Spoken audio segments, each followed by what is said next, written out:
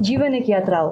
हरेक यात्राको एक सिकाइ हुन्छ र हरेक सिकाइको एक आफ्नै यात्रा हुन्छ। हो, यस्तै सिकाइको यात्राको क्रममा काठमाडौँ स्कुल अफ लको रिसर्च डिपार्टमेन्टद्वारा मिति 2079 साल भाद्र 29 गतेदेखि असोज 12 गतेसम्म प्रमुख अनुसन्धानकर्ता प्रोफेसर डाक्टर युवराज सङ्ग्रौला सरको मार्गनिर्देशनमा शिक्षक र विद्यार्थी समेत गरी हामी जम्मी 30 अनुसन्धानकर्ता सहभागी भएका थियौँ। आज सोही अनुसन्धानको इथनोग्राफिक रिसर्च अफ अप्पर गोर्खाको एक्सपिरियन्स सेयरिङ सेसन गर्नका लागि हामी केही विद्यार्थी यहाँ उपस्थित भएका छौँ। त्यस्तैले मेरो नाम लाकडोमा शेर्पा, म सोलुखुम्बु जिल्लाबाट। नमस्कार, म शिशिर धिताल गोर्खाबाट। नमस्ते, मेरो नाम सृजना आचार्य, म खोटाङ जिल्लाबाट। नमस्कार, म समीक्षा थापा दैलेखबाट। नमस्ते, मेरो नाम सृष्टि सिंह, म बझाङबाट। नमस्कार, म प्रज्ञा बस्नेत काठमाडौँबाट। नमस्कार, म प्रशान्त भट्टराई सर्लाही जिल्लाबाट। नमस्ते, मेरो नाम जिग्मे दोर्जे लामा, म गोर्खाबाट। अनुसन्धानका सुरुका दिनहरूमा हामीलाई कतै न कतै अनुसन्धानबारे खासै ज्ञान थिएन, हामीले तरिकाहरू सिकेका थिएनौँ र हामीले जानेनौँ पनि। सुरुको दिनमा मलाई याद छ प्राध्यापक डाक्टर युवराज सङ्ग्रौला सरले माछा खोलाबाट यारु बगरसम्म आउँदा अनुसन्धानका तथ्यहरू लिएर आउनु भएको थियो, जुन तथ्य हामी विद्यार्थीहरूले लिएर आउन सकेका थिएनौँ। त्यो दिन बेलुका हामीले हाम्रो आफ्नो गल्ती महसुस पनि गऱ्यौँ र सिक्यौँ पनि। त्यसपछिका दिनहरूमा हामीले हाम्रो गुरुहरूबाट अनुसन्धान कसरी गर्ने तरिकाहरू र तथ्य कसरी सङ्कलन गर्ने कुरा पनि सिक्दै आफ्नो अनुसन्धानको शैली पनि विकास गर्दै गयौँ। यसै क्रममा हामी माछा खोलादेखि सामागाउँ हुँदै लार्के पासको अनुसन्धान गर्दाखेरि हामीले थुप्रै गाउँ बस्तीहरू हेरेको थियौँ। त्यसमा हामीले थुप्रै जीव जन्तुहरू वस्तुहरू देख्यौँ जुन चाहिँ हामीलाई नामहरू थाहा थिएन, तर हाम्रो गुरु प्रोफेसर डाक्टर युवराज सङ्ग्रौला सरले चाहिँ हामीलाई ज्ञान दिनुभयो। जस्तै कि त्यहाँ उत्तर गोर्खामा सबै डाँडो लोट सल्लोहरू, गोब्रे सल्लोहरू, चिउरी, दार इत्यादि वस्तुहरूको नामहरू पनि हामीले ज्ञान पायौँ। र यसै गरी हामीले सहर होइन गाउँको उन्नति नै विकासको आधार हो भन्ने धारणा बोकेर हामीले अनुसन्धान चाहिँ हामीले प्रक्रिया सुरु गरेको थियौँ। गोर्खाको बाटो सहज थिएन, हामीलाई केही दिन हिँड्नको लागि पनि त्यो बाटो निकै कष्टकर भयो र हामीले आफैभित्र त्यो महसुस गरिरहेका थियौँ कि त्यहाँ बस्ने व्यक्तिलाई दिनहुँ त्यो बाटो हिँड्दाखेरि कति कष्टकर छ त्यो जीवन भनेर। हामीले त्यहाँ पुगेपछि त्यो बाटो हेरेर हामीलाई कष्ट भएको देखेर उहाँहरूको जीवन आफूले महसुस गरिरहेका थियौँ र गोर्खाको जीवन कष्टकर छ तर जीवन सरल छ, आत्मीयता छ र त्यहाँ सहयोगीको भावना पनि जोडिएको छ। एकजना व्यक्तिलाई केही सामान ल्याउनु पर्यो भने सबैजनाको सामान त्यही व्यक्तिले गएर ल्याइदिने एउटा सहयोग गर्ने भावना पनि हामीले त्यो गोर्खामा देखेका थियौँ। कुनै पनि सामान वा खाद्यान्न लिएर आउनु पर्यो भने चाहिँ खच्चडको प्रयोग हुने रहेछ। खच्चड व्यवसायीहरूको पनि छुट्टै समिति हुने रहेछ। त्यो समितिको आफ्नै नियमहरू हुने रहेछ र यदि भारी नबोकी आएको खच्चडले भारी बोकेर आएको खच्चडलाई यदि लडायो भने भारी नबोकी आएको खच्चडको मालिकले भारी बोकेर आएको खच्चडको मालिकलाई उसले छानेको एउटा खच्चड लग्न मिल्ने रहेछ। गोर्खाको भौगोलिक बनोट असाध्यै विविधतापूर्ण रहेको छ। विशेषतः मध्य पहाड र हिमाली भेगमा बाँडिएको यस भूभागमा यातायातको असाध्यै असुविधा रहेको छ। यातायातका साधनहरू पुग्न सकेको अवस्था छैन। मान्छेले पैदल र खच्चडलाई चाहिँ यातायातको मुख्य साधनको रूपमा प्रयोग गरिएको पाइन्छ। यहाँ त्यही कारणले गर्दा यहाँ नागरिकहरू, त्यहाँको मानिसहरू बिरामी हुँदा समेत आकस्मिक रूपमा स्वास्थ्य उपचार नपाउने र स्वास्थ्य केन्द्रसम्म पनि सहज पहुँच पाइरहेको अवस्था छैन। अहिले हालसालै पनि त्यहाँको नागरिकहरूले चाहिँ आकस्मिक स्वास्थ्य उपचार नपाएर धेरै मानिसले अकालमा नै ज्यान गुमाउनु पर्ने अवस्था अहिले पनि विद्यमान रहेको छ र यो गोर्खा लगायत अन्य मध्य पहाडी र हिमाली जिल्लामा पनि यो समस्या रहेको हामीले त्यहाँको अनुसन्धान पश्चात जानकारी पायौँ र यसमा चाहिँ सरकारले तत्कालै केही कदम चाल्नुपर्ने आवश्यकता पनि हामीले महसुस गरेका छौँ। एक्ज्याक्टली शिशिर र प्रशान्तले भनेको कुरामा हामीले भदौ 29 गतेदेखि असोज 12 गतेसम्म जुन चाहिँ हाम्रो 14-15 दिनको रिसर्च थियो त्यसमा चाहिँ हामीले जम्मी चारवटा साधन प्रयोग भएको पायौँ। जुन चाहिँ यहाँदेखि माछी खोलासम्म पुग्दाखेरि 4 पाङ्ग्रे साधन अर्थात् बस र त्यहाँबाट माथि हिँड्दा आफै पैदलबाट हिँडेको र अर्को भनेको खच्चडको प्रयोग र अन्तिममा आउँछ हेलिकप्टर, जहाँ चाहिँ हामीले त्यहाँको लोकलहरूसँग कन्भर्सेसन गर्दै गर्दा चाहिँ लोकललाई चाहिँ एकदमै हेल्प गर्ने पनि हेलिकप्टरले इमर्जेन्सी रेस्क्युदेखि लिएर काठमाडौँसम्म फ्रीमै ल्याइदिने कुराहरू पनि गर्नुभयो, जुन चाहिँ यातायात 4वटा विभिन्न किसिमको यातायातहरू चाहिँ हामीले पायौँ त्यहाँ। त्यही यातायातको समस्या भौगोलिक बनोटले गर्दा, भौगोलिक विकटताले गर्दा यातायातको समस्या भए तापनि त्यही भौगोलिक विकटताले गर्दाखेरि एउटा पोजिटिभ इम्प्याक्ट चाहिँ के भएको रहेछ भन्दाखेरि गोर्खाको छुट्टै आफ्नो एउटा युनिक लिगल कल्चर चाहिँ रहेछ। जस्तो गोर्खामा हामी गएको चुम्नुम्री नगरपालिकामा चाहिँ खासै त्यस्तो धेरै ठुलो क्राइम्सहरू नहुने र भएका सानातिना मुद्दा मामिलाहरू चाहिँ उनीहरू पहिला प्रहरीकोमा गएर अथवा स्थानीय न्यायिक निकायकोमा जानुभन्दा पनि पहिला चाहिँ आफ्नो एउटा लेजिन भन्ने उहाँहरूकै स्थानीय एउटा न्यायिक समितिहरू जस्तो रहेछ। लेजिन भन्नाले आफ्नै शब्दमा नै, स्थानीय शब्दमा चाहिँ ले भन्नाले चाहिँ काम कर्तव्य जनाउने र जिन भन्नाले चाहिँ सम्हाल्ने भन्ने मिलाउने भएकाले यो संयुक्त रूपमा चाहिँ गाउँका साना काम कर्तव्यहरू मिलाउने दायित्व बोकेको एउटा ग्रुपलाई भन्दो रहेछ। पहिला चाहिँ लेजिन गाउँबाट गोला प्रथाबाट चुनिन्थे, 7 जना जति चुनिन्थ्यो भन्ने थाहा पायौँ। अहिले चाहिँ यो सङ्घीयतापछि चाहिँ कस्तो भयो भन्नाले गाउँको वडा अध्यक्ष सदस्यहरू आफैमा लेजिनको काम गर्न थाल्नुभयो। लेजिन उहाँहरू नै चुनिने भएकाले पहिला 1 वर्षको कार्यकाल हुन्थ्यो भने अहिले अब 5 वर्षको हुन थाल्यो। तर कार्य सम्पादन तरिका चाहिँ एउटै छ। उहाँहरूको अन्तर्गतमा, लेजिनको अन्तर्गतमा घ्यापुहरू हुनुहुन्छ होला 5-6 जना, उहाँहरूले काम कर्तव्यहरू गर्ने, मिटिङ बोलाउने, के अरे सूचना विस्तार गर्ने यो कामहरू गर्नुहुन्छ। जस गोर्खामा चाहिँ प्रोज पनि छ कन्स पनि छ भनौँ यो भौगोलिक विकटताको।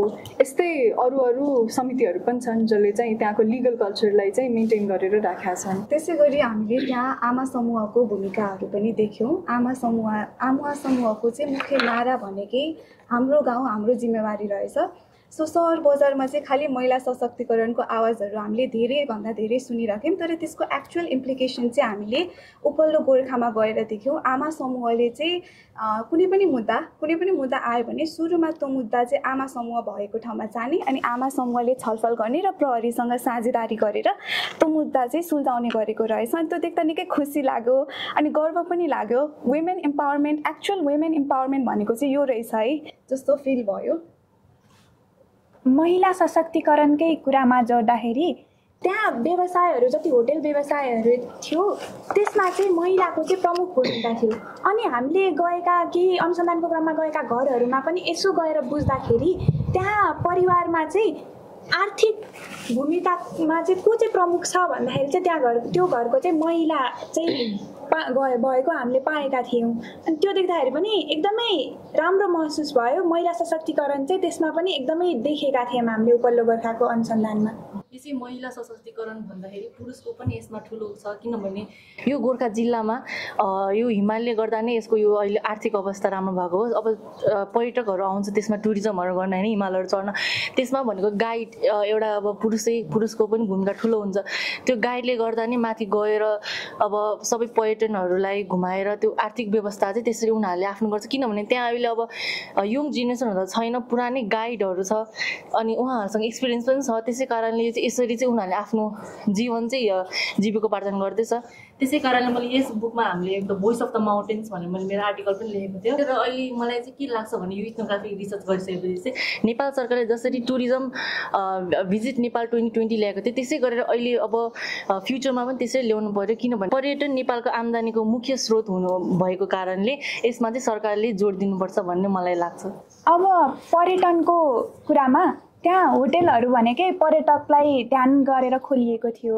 अनि हामी पनि अब नयाँ ठाउँमा जाँदाखेरि उपल्लो गोर्खा जाँदाखेरि कतै न कतै अब कति होटेलमै त खाना खाएर त बस्यौँ हामी, कतै न कतै चाहिँ त्यहाँ उपल्लो गोर्खाको चाहिँ सांस्कृतिक खानाहरू खाने चाहिँ अपेक्षाको साथ हामी गएका थियौँ। तर त्यो होटेलहरूमा मेन्युमा भने पश्चिमी मुलुकहरूको खाना र काठमाडौँमै पाउने खानाहरू चाहिँ धेरै पाइयो। अनि त्यो देख्दाखेरि चाहिँ कतै न कतै आफूलाई चाहिँ खिन्न लाग्यो। अब यताकै सांस्कृतिक खानाहरू पनि मेनुमा हालिदिनु भएको भए सायद पर्यटकहरूले पनि त्यो हेर्नुहुन्थ्यो होला। अनि हाम्रो उपल्लो गोर्खाको सांस्कृतिक खानाहरू चाहिँ के हो त भनेर त्यो पनि अलि अन्त बाहिर पुग्थ्यो होला। त्यसरी त्यो अहिले जुन फेमस हुन्थ्यो होला, भाइरल हुन्थ्यो होला, जुन चाहिँ हुन पाएन। खानाकै कुरा गर्दाखेरि चाहिँ चुम्नुम्री गाउँपालिका अहिंसाको क्षेत्र भनेर घोषित भएको एरिया रहेछ। सो त्यसले गर्दा चाहिँ के भयो भन्नाले माथिको आफ्नो लोकल मान्छेहरूले चाहिँ त्यहाँ काटमार गर्न नमिल्ने, धेरै जसो त्यहाँका स्थानीय बासिन्दाहरू चाहिँ आफैमा पनि मासु नखाने अनि आफूले पनि काटमार नगर्ने र काटमार गरेमा पनि 1 लाखसम्मको जरिवाना, काटमार गरेको इन्फर्म गर्ने मान्छेलाई 50,000 पुरस्कृत गर्ने, यस्तो टाइपको उहाँहरूको कस्टमरी ल थियो भनौँ न। तर हामी चाहिँ प्रहरीसँग, त्यहाँको स्थानीय प्रहरीसँग एउटा संवादमा चाहिँ उहाँले चाहिँ के भन्नुभएको थियो भन्दाखेरि अब स्थानीयहरू चाहिँ काटमार गर्नु हुँदैन भन्छन्, त्यो कारणले गर्दाखेरि हामी त अब तलबाट आएको मान्छे, त्यो भएर सुत्केरी भएको बेला तागत चाहिन्छ भनेर कुखुरा लिएर आउनुहुन्छ अनि हामी कुखुरा मारेर उनीहरू नै कुखुरा खानुहुन्छ भन्ने चाहिँ भएको थियो। यसरी हेर्दाखेरि चाहिँ त्यो कस्टमरी लको पनि लिटरल इन्टरप्रिटेसन आफूले नै इन्भाइरोमेन्टमा भएको चाहिँ देखियो। खुसी लाग्यो त्यो देख्दा। त्यो लोकल फुडमा चाहिँ अनि लाक्पाले भनेको कुरा जस्तै आर्टिकल र यो टुरिज्मको कुरामा मैले चाहिँ हाम्रो एकजना दाइ हुनुहुन्थ्यो, मगर हुन्थ्यो, उहाँ चाहिँ समथिङ सुरज मगर भनेर हुनुहुन्थ्यो, उहाँ चाहिँ सुरज मगर उहाँको नाम थियो।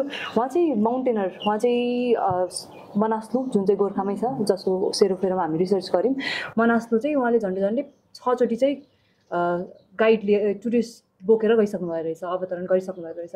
उहाँले चाहिँ उहाँसँगको इन्टरभ्यूको क्रममा उहाँले चाहिँ जानकारी दिनुभयो कि कसरी हेलिकप्टरले उद्धार गर्छ, कसरी क्लाइम्बरहरूले चाहिँ माउन्टेनरहरूले चाहिँ कसरी त्यो प्रोसेस कस्तो छ त, त्यहाँको कतिको एक्सपेन्सिभ हुनुको कारणदेखि लिएर त्यहाँ बेस 1 देखि बेस 2, बेस 2 देखि बेस 3। र मलाई यसमा चाहिँ रोमाञ्चक लागेको विषय के भन्दाखेरि चाहिँ प्रायः हामीले माउन्टेनर क्लाइम्बर भन्दाखेरि चाहिँ लामा अथवा शेर्पा सोध्छौँ, तर म चाहिँ मगर हुन्थ्यो। त्यही भएर मेरो त्यो आर्टिकलको शीर्षक नै मगर शेर्पा भन्ने थियो, जुन चाहिँ मलाई एकदमै युनिक लाग्यो कि होइन एउटाले मात्रै होइन, मल्टिकल्चर छ, त्यहाँ डाइभर्सिटी छ भन्ने कुरा चाहिँ मैले त्यो पनि पाएँ। त्यहाँ चाहिँ भाषा संस्कृतिकै कुरा गर्ने हो भने सबैभन्दा युनिक लागेको कुरा चाहिँ कस्तो थियो भन्दा हामी चाहिँ पेपर च्यातेर बस्छौँ होइन, अनि त्यसपछि लेखेको भुइँमा छ भने पनि एकचोटि ढोग्लाम, तर भुइँको भुइँमा नै हुन्छ युजली। तर गोर्खामा चाहिँ मानेहरूमा पनि बनाउँदाखेरि, छोड्देन मानेहरू बनाउँदाखेरि पहिला लेखेको स्क्रिप्चर्सहरू गाड्ने रहेछन्, अनि त्यो घुमाउँदाखेरि पनि त्यो लेफ्टबाट मानेहरू घुमाउँदा बायाँबाट होइन, घुमाउँदाखेरि पनि लेफ्टबाट र भित्र किताब बेरेको हुने रहेछ। अनि उहाँहरूको ध्वजा पताकामा पनि नोटिस गर्नुभएको छ भने सबै लेखेको नै हुन्छ। उहाँहरू चाहिँ यो आफ्नो लिपिलाई चाहिँ यस्तो सेक्रेड रूपमा लानु हुँदो रहेछ कि टेक्न पनि हुँदैन, घाँटीमा प्रोटेक्टिभ चार्म जसरी यो त्यही लेखेको बुक, लिपिमै लेखेको बुकलाई नै मान्नु हुँदो रहेछ। यस्तोसम्म कि जे कुरामा चाहिँ तिब्बतीयन लिपिमा जे कुरा लेखिएको छ त्यो नै भेरी सेक्रेड हो, त्यो नै सबैभन्दा ठुलो हो, त्यो नै पवित्र हो भन्ने एउटा सिस्टम चाहिँ रहेछ, जुन चाहिँ युनिक लाग्यो, जुन चाहिँ हाम्रोमा चाहिँ त्यस्तो प्रेभलेन्ट छैन। त्यही त जसरी सुशीले भने मानेको कुरा, माने चाहिँ के हो भन्ने कुरा चाहिँ अलिकति क्लियर डिस्क्लेमर दिन जरुरी छ जस्तो लाग्छ मलाई चाहिँ। किनभने माने भनेको चाहिँ जुन चाहिँ हामी ट्रेकमै पनि जाँदाखेरि युजली देख्छौँ कि बाटोमा ढुङ्गामा त्यो अलिकति पातुलो ढुङ्गामा केही कोरिएको हुन्छ, जुन चाहिँ हामीले हतपत बुझ्दैनौँ, हतपत होइन बुझ्दैनौँ। त्यो चाहिँ तिब्बतियन भाषामा हो, जहाँसम्म लाग्छ मलाई तिब्बतियन भाषामा लेख्छ। त्यसको चाहिँ एउटा रुल रहेछ लेफ्टबाट जाने, एज सृष्टि सेड। अनि त्यो चाहिँ त्यसलाई चाहिँ माने भन्दो रहेछ। र ध्वजाको क्रममा चाहिँ 5वटा रङ हुँदो रहेछ ध्वजामा, जुनमा चाहिँ नीलो, हरियो, सेतो, पहेँलो र रातो, अग्नि, वायु र जल, हावा र जमिन भनेर हुँदो रहेछ। त्यसमा चाहिँ जिग्मी के एड गर। अब तिमीहरू हामी माथि रिसर्चमा जाँदाखेरि हामी सबैले अब रिसर्च म बाहेक हामी सबैले फेस गरेको मेन समस्या भनेको भाषाको समस्या थियो। त्यहाँ हामीले रिसर्च गर्ने बेला पनि अब हामीले बोलेको कुरा उहाँले नबुझ्ने र उहाँले बोलेको पनि हामीले नबुझ्ने, त्यसमा समस्या भएको थियो। किनभने त्यस क्षेत्रमा मुख्य रूपमा 2टा जातको बसोबास गर्ने गरिन्छ पहिलेदेखि नै। एउटा भनेको गुरुङ जाति हुनुहुन्थ्यो र अर्को भनेको चाहिँ हामी हिमाली भोटे जात भनेको। अब समस्या के भयो भन्दाखेरि एउटा त अघि नै हामी साथीहरूले कुरा गर्नुभयो, जुन यो यातायातको सुविधा छैन भनेपछि एक रूपले के भयो भन्दाखेरि एकदम टाढी हो कि सहरबाट हाम्रो गाउँ अथवा हाम्रो त्यो क्षेत्र एकदम टाढी हो। टाढिएपछि अब यहाँको मान्छेसँग खासै हाम्रो गुलमिल भएन, त्यसैले भाषाको समस्या हो। अब जुन यो भाषा माथिल्लो वेगमा चाहिँ बोल्ने तिब्बतियन भाषा छ, यो भनेको अब तिब्बतसँग नजिक भएर त्यहाँको इन्फ्लुएन्स अथवा त्यस्तै अनुरूप हुने भयो। यो लिपिमा पनि माथिल्लो वेगमा प्रयोग गर्ने भनेको चाहिँ सम्बोट लिपि भन्छ। त्यो भनेको तिब्बतबाटै आएको भाषा हो। त्यही भाषालाई नै अब अलिकति परिमार्जन हुँदै प्रयोग हुने गरिन्छ। त्यसैले गर्दाखेरि नि अब त्यहाँको के छ भने भाषासँग फेरि यो धर्मसँग एकदम इन्टरलिङ्क छ कि, किनभने जुन यो त्यस क्षेत्रमा मान्छेले फलो गर्ने भनेको बुद्धिज्म भनेको त्यो पनि कुन बुद्धिज्म भन्दाखेरि जुन यो तिब्बतबाट डाइरेक्ट आएको बुद्धिज्म।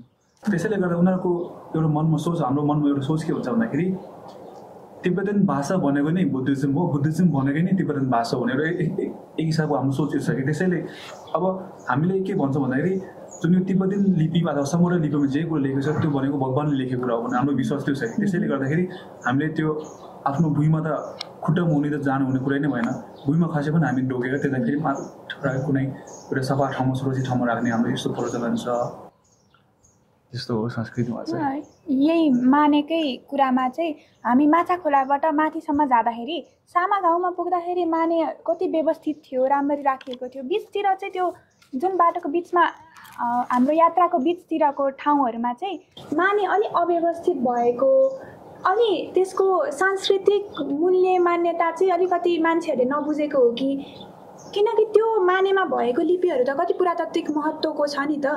यसमा चाहिँ सरकारको पनि ध्यान आकर्षण भएर त्यो हाम्रो यस्तै पुरानो मूल्य मान्यता, सांस्कृतिक मूल्य मान्यता बोकेको मानेहरूलाई चाहिँ संरक्षण गर्नतर्फ चाहिँ यो स्थानीय तहकै पहल हुनुपर्छ भन्ने चाहिँ हामीलाई पनि त्यति बेला पनि म अनुभव चाहिँ गरेका थियौँ, महसुस चाहिँ गरेका थियौँ।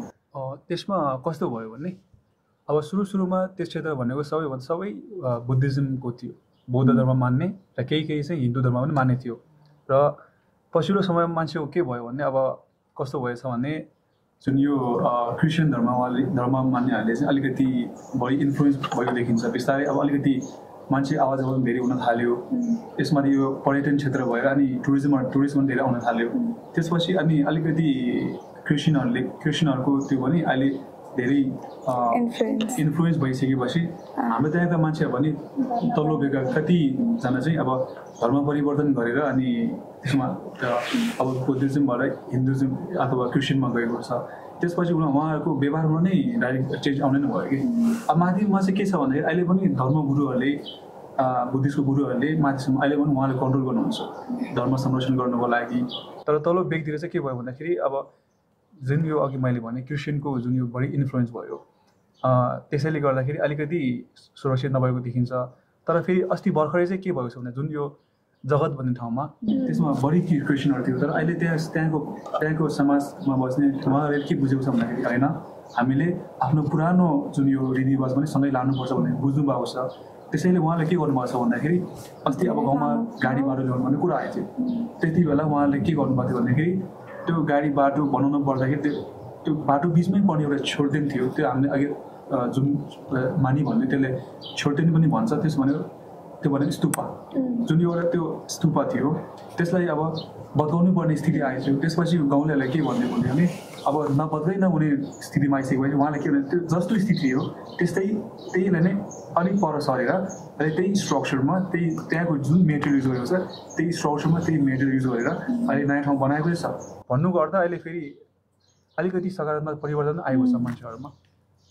यो मैले भनेको कुरामै जस्तै कि अब त्यो स्कुलमा पनि हामीले पायौँ, स्कुलमा पनि अब त्यो इन्फ्लुएन्सको अलिकता प्रभाव देख्यौँ हामीले। एजुकेसन प्योर हुनुपर्ने ठाउँ इन्स्टिट्युसन स्कुल भनेको त्यस्तो हो। हामीले जम्मी 5-7वटा स्कुलमा अनुसन्धान गर्दाखेरि 2टा स्कुल चाहिँ एसईसम्म मात्रै भएको पायौँ। हिमाली क्षेत्रमा सरकारले लामो समयदेखि नै आवासीय विद्यालयको अवधारणा अगाडि सारेर केही रकम समेत विनियोजन गरेर आवासीय विद्यालय सञ्चालन गरिरहेको अवस्था पनि देखिन्छ। तर सरकारले यस वर्षको नीति तथा कार्यक्रममा पनि यसलाई महत्त्व दिए पनि त्यहाँ जम्मा त्यति ठुलो चुङनुरी गाउँपालिकामा जम्मा 2वटा एसई विद्यालय र आवासीय विद्यालयमा पनि असाध्यै कम रिसोर्सेसमा चाहिँ त्यहाँ विद्यार्थीहरू बस्न, उहाँहरूको खानपान र सम्पूर्ण खर्चको व्यवस्थापन गर्न त्यहाँको विद्यालयलाई असाध्यै गाह्रो भएको अवस्था हामीले देखेका छौँ। त्यसैले हिमाली क्षेत्रको यो आवासीय विद्यालयलाई चाहिँ अझै बढी स्रोत साधन युक्त बनाएर चाहिँ सरकारले तत्काल ती बालबालिकाहरूको शिक्षा को हक सुनिश्चित गर्न सरकार यसमा तदारुकता हुनुपर्दछ र नीति तथा कार्यक्रममा मात्रै समेट्ने होइन कि त्यसलाई चाहिँ ती बालबालिकाहरूले चाहिँ उपभोग गर्न पाउने र त्यो शिक्षाको हकबाट चाहिँ उनीहरूले चाहिँ वञ्चित हुनु नपर्ने वातावरण सिर्जना गर्नु आजको सरकारको राज्यको मुख्य दायित्व रहेको देखिन्छ। शिक्षाकै कुरा गर्दाखेरि हामीले अब फिल्ममा गयौँ, अन्य ठाउँमा पनि हामी विद्यालयहरू जाँदाखेरि चाहिँ आफ्नै गाउँको आफ्नै ठाउँको जिग्मे दोर्जे लामाले चाहिँ प्रगति गरेको यति अगाडि बढेको देख्दाखेरि चाहिँ त्यहाँको विद्यार्थीहरूमा चाहिँ छुट्टै आशाको किरण आएको थियो, जुन देख्दाखेरि चाहिँ एकदमै खुसी लाग्यो। उनीहरूलाई पनि हामीले केही गर्नुपर्छ, केही बन्नुपर्छ भन्ने प्रेरणाको स्रोत चाहिँ हाम्रै साथी जिग्मे दोर्जे लामा बनेको थियो, जुन हामीले आफै देख्दाखेरि प्रत्यक्ष देखेकै थियौँ। उनीहरूको आँखामा त्यो आएको त्यो चमक नै देखिने थियो। एक्ज्याक्टली, जिग्मेको क्रेडिट लिन नखोजे पनि त्यसमा चाहिँ नभएको भए सायद हामीले प्लान पनि गर्दैन थियौँ होला।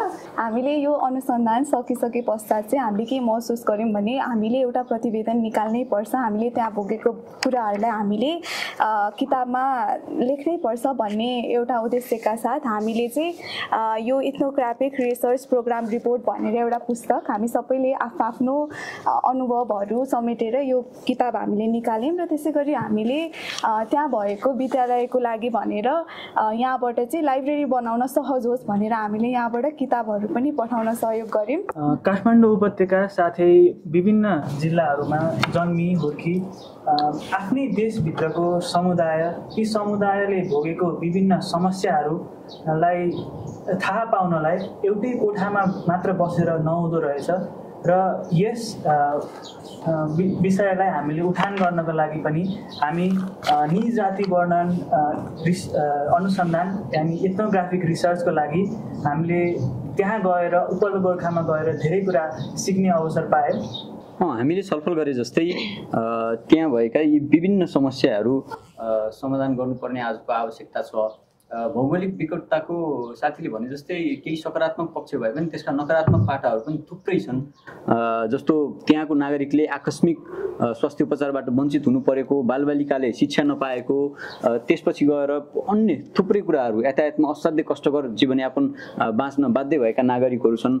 उहाँहरूको पीडा सुन्दाखेरि यस्तो लाग्छ कि त्यहाँ उहाँहरूले चाहिँ राज्य भएको, राज्यले केही गरेको चाहिँ महसुस गरिरहनु भएको छैन भन्ने हामीले चाहिँ त्यो अवस्था त्यहाँ देखेका थियौँ। त्यसैले तत्काल यो उच्च पहाडी तथा हिमाली क्षेत्र, अप्पर गोर्खा लगायतका क्षेत्रहरूमा चाहिँ सरकारले चाहिँ यस्तो हिमाली क्षेत्र, यस्तो विकट क्षेत्रलाई समेटेर चाहिँ तत्काल कार्यक्रमहरू लिएर आएर यस विषयमा चाहिँ केन्द्रित भएर चाहिँ नागरिकहरूलाई राज्य छ है भन्ने महसुस दिलाउनु पर्ने आवश्यकता छ। यसै गरी यी यावत समस्याहरू समाधान गर्नको लागि चाहिँ त्यहाँको नागरिकले चाहिँ राज्य चाहिँ हामीसँग छ है भन्ने महसुस गर्ने हिसाबले चाहिँ आज राज्यले नीति तथा कार्यक्रमहरू बनाउने, त्यसरी नै बजेट विनियोजन गर्ने र त्यहाँको नागरिकलाई चाहिँ आफू अभिभावक भएको महसुस दिलाउनु पर्ने आवश्यकता हामीले देखेका छौँ।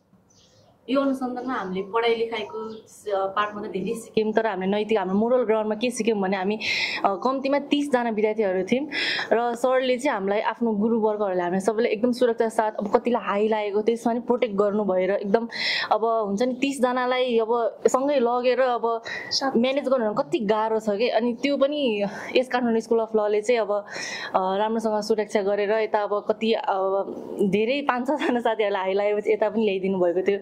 त्यसकारण चाहिँ हामी चाहिँ एकदम आभार व्यक्त गर्दछौँ यसमा चाहिँ। अब साथीहरूले कुरो गर्नुभयो, तपाईँहरूले हामीलाई कुरो छुटेको विषय भनेको चाहिँ त्यहाँ हामी सबैले त्यो अनुभव गऱ्यौँ होला, उहाँहरू सुनेको पनि होला। जुन यो लाल पूर्जाको कुरा थियो नि, लाल पूर्जाको कुरा अहिले पनि एकदम जटिल बनेको छ कि त्यहाँ। अब त्यहाँ मान्छेहरूले आफ्नो जग्गा जमिन 50 वर्ष अघिदेखि भोग गर्दै आएको छ। तर त्यति बेला अब गल्ती त दुवै पक्ष हो नि त, सरकारको पनि त्यहाँ नपुग्नु उहाँको गल्ती, सरकारको गल्ती हो भने त्यहाँको मान्छे त्यहाँसम्म आउनु नगल्ती हो। लाल पूर्जा बनाइसकेको अवस्था छैन र अहिले पनि उहाँको अब उहाँले आफैले भोग गरेको छ, अहिले पनि हामीले आफ्नो जग्गाको लाल पूर्जा पाउनुपर्छ भन्ने आवाज उठाउँदैछ। तर त्यहाँ त्यो समस्या अहिले पनि समाधान भइसकेको छैन। त्यसै अरू समस्या अब तिमीहरू सबैले भनिहाल्यो। अर्को यो भनेको यो इथ्नोग्राफिक रिसर्च अथवा निज जाति वर्णन अनुसन्धान काठमाडौँ स्कुल अफ लले डा युवराज समरोहरको नेतृत्वमा गरेको प्रथम र यो काठमाडौँ स्कुल लको मात्रै नभइकन पुरै नेपालकै युनिभर्सिटीले यति हाई एल्टिट्युडमा गएर रिसर्च गरेको भनेको पहिलो हो भन्ने कुरा थाहा छ। र यसबाट सर्वप्रथम त हामी सबैले काठमाडौँ स्कुल लको यस कार्यक्रमप्रति हामी सबैले धन्यवाद व्यक्त गर्नुपर्छ। अर्को भनेको चाहिँ यस सँगसँगै अब त्यति बेला हामी 30 जनामा जाँदाखेरि हामी फरक फरक जिल्लामा जाँदाखेरि हामीले त्यहाँ अब आफ्नो आफ्नो किसिमको अनुभव सिकाइ भयो। अब यस सँगसँगै हामीले के पनि गर्नुपर्छ जस्तो लाग्छ भने अब त्यहाँको समस्यालाई हामीले एक कानुनी विद्यार्थीको तर्फबाट हामीले के गर्न सक्छौँ, एक व्यक्तिले गर्नु र एक समूहले गर्नुमा फरक हुन्छ। त्यसैले अब हामीले हाम्रो रिसर्च त सक्यौँ, हामीले रिपोर्ट पनि निकाल्यौँ, अब पनि तर पनि हामीले हिमाली क्षेत्रको लागि अथवा हिमाली क्षेत्रमा बसोबास गर्नेको लागि चाहिँ हामीले केही सोच्नुपर्छ र जस्तो लाग्छ। र यसको निम्ति पछि भविष्यमा पनि काठमाडौँ स्कुल ल लगायत अन्य पनि अनि शैक्षिक संस्थाहरूले यस्ता अनुसन्धानहरू चाहिँ गर्नुपर्छ जस्तो मलाई लाग्छ। र अहिले यस एथनोग्राफी रिसर्चको लागि काठमाडौँ स्कुल लको सम्पूर्ण परिवारलाई म धन्यवाद दिन चाहन्छु।